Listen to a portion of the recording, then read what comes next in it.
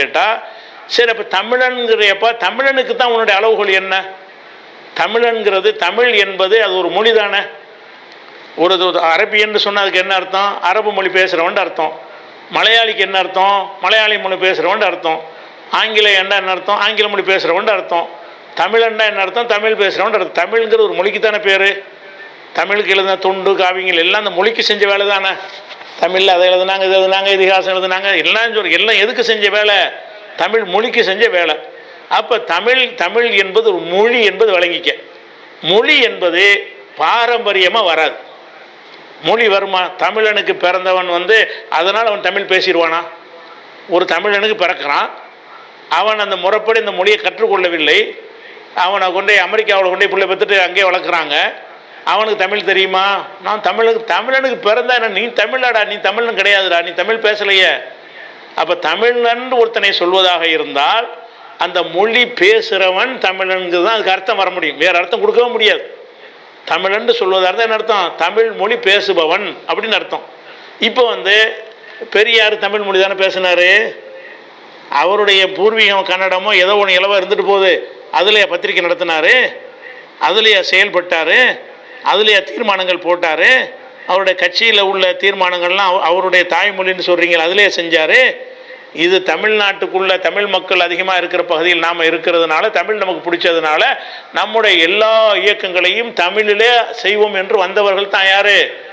பெரியார். அவர் ஏன் தமிழ் இல்லைங்கிற? தமிழ் பேசுவார்ல அவர். தமிழில் தானடா குடியரசு பத்திரிக்கை நடத்தியிருக்காரா? அப்போ விடுதலை நடத்தியிருக்காரு, குடியரசு பத்திரிக்கை நடத்தியிருக்காரு, அவரை தமிழ் இல்லைங்கிற? அப்போ தமிழுக்காக பேசக்கூடிய வை கோபால்சாமியார் அவர் தமிழன் இல்லையா? விஜயகாந்த் தமிழில் பேசலையா? அவர் என்னைக்காவது மேடையில் தெலுங்கில் பேசி கேட்டிருக்கிறீங்களா?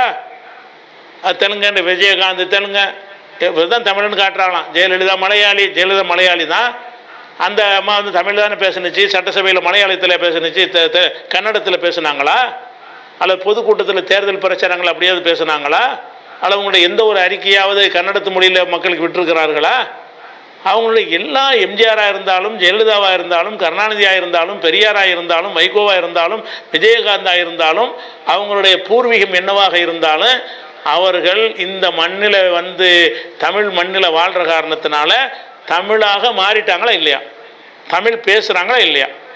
அப்போ தமிழன் ஆளுனுங்கிற எப்படி தமிழன் தானே ஆழ்ந்துக்கிட்டு இருக்கிறான். ஓங்கிறது பிரகாரம் பார்த்தாலும் ஸ்டாலின் என்ன பேசுகிறாரு? தமிழ் தானே பேசுகிறாரு. சட்டசபை எதில் நடக்குது? தமிழாக நடக்குது. அப்போ தமிழ் பேசக்கூடியவர்களாக எல்லாரும் இருக்கக்கூடிய நேரத்தில் அது தமிழ் இல்லைங்கிறான். அப்போ தமிழ்ங்கிறது இனமா? அப்போ பிறப்பில் வரும்னா கொண்டு வா பார்ப்போம், ஒரு பிள்ளையை கொண்டு வா, சின்ன பிள்ளை தமிழனுக்கு பெற்ற 100 பிள்ளையை கொண்டு வா, தண்ணீர் முன்னே அடைச்சி போட்டுடுறேன், ஒரு 10 வருஷம் கழித்து அவனை தமிழில் பேசுகிறான்னு பார்ப்போம். பேச மாட்டான். இனம்டா அது ரத்தத்திலே வந்துக்கிட்டு இருக்கும். உங்கள் நம்பிக்கை பிரகாரம் இனம் என்று சொன்னால் அப்போ செட்டியார் மகன் செட்டியாராக தான் இருப்பான். அதுக்கு எந்த ஒரு குவாலிஃபிகேஷன் தேவையில்லை, நம்பிக்கை தான். செட்டியார் மகன் செட்டியார் என்பது நம்பிக்கை சார்ந்த விஷயம். முதலியார் மகன் முதலியார் என்பது நம்பிக்கை சார்ந்த விஷயம். நம்பிக்கை சார்ந்த விஷயத்துக்கு அது பாரம்பரியமாக வரலாம். ஐயருடைய பிள்ளை தான் ஐயராக இருக்க முடியும், நம்பிக்கை. ஐயர் இல்லாத ஒருத்தர் ஆக முடியாது. ஏன் ஆக முடியாது? அதுக்கு ஒன்றும் குவாலிஃபிகேஷன் கிடையாது.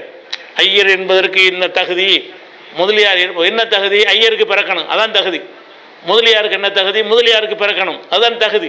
அப்போ தகுதி என்பது அடிப்படையில் சொல்லக்கூடிய விஷயங்களை தகுதியை கொண்டு தீர்மானிங்க. இந்த சாதி இனம் என்று சொல்வது எல்லாமே தகுதியை கொண்டு வருவதில்லை, நம்பிக்கை அடிப்படையில் வருவது. அந்த நம்பிக்கை என்னது?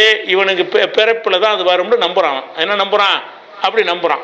அந்த மாதிரி வைத்து என்று சொன்னால் திராவிடம் என்பது அது எந்த ஒரு மொழியின் பேர் கிடையாது, அது ஒரு இனத்தின் அவன் நம்புகிறான். திராவிடம்னா என்னது?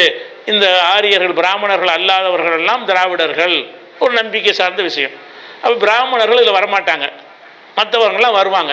அப்போ திராவிடம்னு சொல்வது என்னது? நம்பிக்கை சார்ந்த விஷயம். நம்பிக்கை சார்ந்த விஷயத்துக்கு என்ன செய்யலாம்னு கேட்டால், நீ திராவிடனா நீ ஆரியனான்னு கேள்வி கேட்கலாம். ஏன்னு கேட்டால் ஒரு ஐயரை கூப்பிட்டு நீ திராவிடன் இல்லைன்னு நம்ம சொல்லலாம். ஏன் சொல்லலாம்? திராவிடன்னா திராவிடனுக்கு பிறக்கணுப்பா, அதாப்போ எங்கள் நம்பிக்கை. நீ திராவிடனுக்கு இல்லை வேற ஒரு இனம் அவ்வளோப்போ குடியேறு, நீங்கள் கைபரு போலன்னு களவாய் வழியாவில் நீங்கள் வந்தீங்கன்னு சொல்லி அவனை ரிஜெக்ட் பண்ணலாம். தமிழ் பேசுகிற ஒருத்தனை தமிழ் நம்பிக்கையா? அது ஒரு சித்தாந்தமா?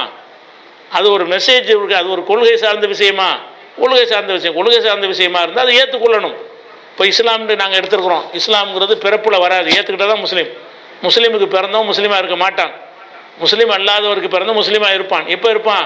இஸ்லாம் சொல்லக்கூடிய கோட்பாட்டை ஏற்றுக்கிட்டால் முஸ்லீம் ஆயிடுவான், ஏற்றுக்கலன்னு ஆக மாட்டான். இதான தமிழனுக்கு அர்த்தம்.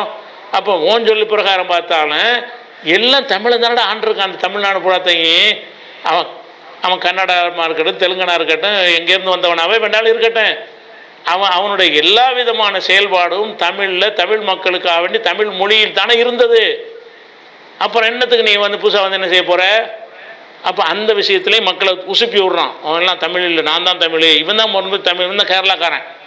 சீமான் தான் கேரளாக்காரன். கேரளாவை சேர்ந்த யாக்கோபு என்பவருடைய பேரையுவன். அங்கேருந்து பஞ்சம் புழைக்க வந்தார்கள். வந்தது அவருடைய அப்பன் பேர் செபஸ்டியன். செபஸ்டியனுடைய மகன் தான் சீமான். இவங்க மொழியால் எடுத்துக்கிட்டிங்கன்னா இவங்க கேரளாக்காரங்க, வழங்குதா? மதத்தால் கிறிஸ்தவர்கள். இவன் தமிழண்டு வீர சைவத்தை கொண்டாடுறதுக்கு இவனுக்கு தகுதியற்றவன். வீர சைவ பரம்பரையில் வரவே கிடையாது. இவனை வேண்டாம் இதை சொல்லி ஒதுக்கலாமே தவிர, ஆனால் நாங்கள் ஒதுக்க மாட்டோம். ஏன்னு கேட்டால் தமிழில் பேசுகிறான்ல, சீமான் தமிழ்லான பேசுகிறான், அவனும் தமிழன் தான், சீமான் தமிழன் தான், நாங்களும் தமிழன் தான், தமிழில் தான் பேசுகிறோம். முஸ்லீம்னா தமிழன் இல்லையா? தமிழன் தான். ஏன்? நாங்கள் தமிழ் பேசுனா தமிழன். இங்கேருந்து இத்தனை பேர் உயர்கல்விகள் படிப்பதற்காக வேண்டி வெளிநாட்டுக்கு போயிட்டாங்க, 3 தலைமுறையாக இருக்கிறாங்க. அவனில் எவனுக்குமே தமிழ் தெரியாது, ஆனால் அவன்ட கொள்ளுப்பாட்டன் தமிழனாக இருப்பான். அப்போ கமலா ஹாரிஸுங்கிறது தமிழச்சு நீங்கள் சொல்லுவீங்களா? பிறப்பில் வருமா? வராதிங்க. அவருக்கு தமிழ் தெரியாது. எந்த காலத்துலேயே போனாங்க, தமிழை விட்டுட்டு வேறு மொழிக்கு மாறிக்கிட்டாங்க. அவர் ஆங்கிலேயர் தான் அவர். அப்போ அந்த மொழியில் அந்த மொழியில் அவர்கள் பேசி பழகி சிந்தித்து அதிலே வாழ்க்கை அமைத்து கொண்டார்கள் என்று சொன்னால் அந்த மொழியை சேர்ந்தவர்கள்னு சொல்லணும். இதுக்கு மாற்றமாக என்ன செய்கிறான்னு கேட்டால் அவன் தமிழனா இவன் தமிழனான்னு சொல்லி என்ன செய்கிறான்? ஏதாவது கேள்வி கேட்டால் நீ தமிழனா நான் தமிழனாங்கிறான். எல்லாம் தமிழ் பேசுகிற 50 பேர் தமிழன். தமிழன் என்பதை சோதித்து அறிய முடியும். சாதி என்பதை நம்பிக்கை அடிப்படையில் மட்டும்தான் கண்டுபிடிக்க முடியும், சாதி இனத்தை எல்லாம். அந்த அடிப்படையில் நீங்கள் பார்த்தீங்கன்னு சொன்னால் அந்த தமிழ் தேசியம்ங்கிற அதில் ஒரு பொய் சொல்கிறான். தமிழன் யார் என்பதிலையும் பொய் சொல்கிறான். எல்லாரும் தமிழன் இல்லைன்னு ஆக்கிவிட்டு தமிழனுடைய ஆட்சி வரப்போ எந்த பண்டிகையுடைய ஆட்சி வந்தாலும் சரிதான், நீ அந்த ஒன்றியத்துக்கு கீழே வரக்கூடிய ஆட்சியாக தான் நீ இருப்பாய். அதை வழங்கிக்கிறணும். நீ ஒரு தனித்தமிழ் நாடாக உன்னால் உருவாக்கவே இயலாது. ஏண்டா தேசிய பாதுகாப்பு சட்டத்தில் உள்ள கொண்டே வச்சு போடுவாங்க. எந்த அளவுக்கு கொண்டு கேட்டால் காஷ்மீரை தின்னு சொல்ல போனால் வெள்ளைக்காரன் தனி நாடாக கொடுத்துட்டு போனான்.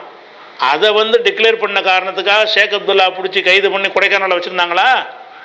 எத்தனை வருஷம் கொடைக்கானல் சிறையில் இருந்தார். கொடைக்கானலில் வீட்டு சிறையில் வைக்கப்பட்டிருந்தார். எதற்காக வேண்டி? இது தனி நாடு என்று டிக்ளேர் பண்ணதுக்காக வேண்டி. அப்போ தனி நாடத்தை வெள்ளைக்காரன் கொடுத்துட்டு போனான். அதை ஜீரணிக்க மாட்டாங்க எந்த ஒரு அரசாங்கமும். அதையெல்லாம் பார்த்து அரண்டு போய் அண்ணாவெலாம் நினைஞ்சிட்டார், கையை விட்டார் அந்த கொள்கையை. பெரியாரும் கை விட்டுட்டார். தனித்தமிழ்நாடுங்கிறது அதெல்லாம் பேச இயலாதுங்கிற மாதிரி அதனுடைய காரணங்கள் இருக்கிறது, அந்த கொள்கையை கைவிட்டோன்னு போயிட்டாங்க. அப்போ என்னன்னு கேட்டால் எல்லாரும் இதுக்கு ஏமாத்துற தமிழ் தேசியம் தமிழ் தேசியம். நீ ஒரு கட்சியை ஆரம்பிச்சிருக்கேன்னு விஜய் மாதிரி சொல்லிட்டு போ, நான் ஒரு கட்சியை ஆரம்பிச்சிருக்கிறேன் அப்படின்னு சொல்லி அதுக்கு கொள்கை கோட்பாடு எதாவது இருந்து அதை சொல்லி தொலைச்சிட்டு போ. என்ன யாரும் சொல்லா தமிழ் தேசியத்தை பற்றி என்கிட்ட எவனா விவாதிக்க தயாரான்னு கேட்குறான். அதுக்கு பேச மாட்டேங்கிறாங்க. வாடா பேசுவோன்னு கூப்பிடணுமா இல்லை? தமிழ் தேசியம்னா என்னென்னு விளக்கி சொல்லணுமா இல்லையா? அந்த அடிப்படையில் பார்த்தாலும் அது தப்பாக இருக்கா? இப்போ என்ன ஆச்சுன்னு கேட்டால்